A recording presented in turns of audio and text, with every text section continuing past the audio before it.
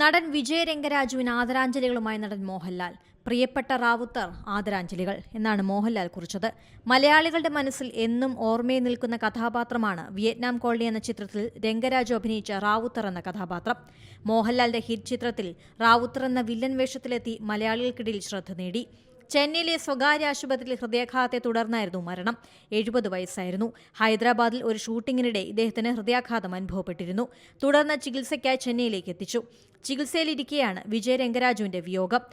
1992 Vietnam colony release ചെയ്തത്.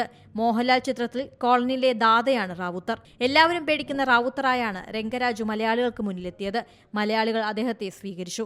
മലയാളികളോട് എന്നും സ്നേഹവും ആദരവും ഉണ്ടെന്ന് ഒരിക്കൽ രംഗരാജു പറഞ്ഞിരുന്നു. തന്നെ ഒരു നടനായി പ്രേക്ഷകരിലേക്ക് എത്തിച്ചത് റാവുത്തർ എന്ന കഥാപാത്രമാണെന്നും അവസരം ലഭിച്ചാൽ മലയാളത്തിലേക്ക് തിരിച്ചെത്തുമെന്നും അന്ന് അദ്ദേഹം പറഞ്ഞു.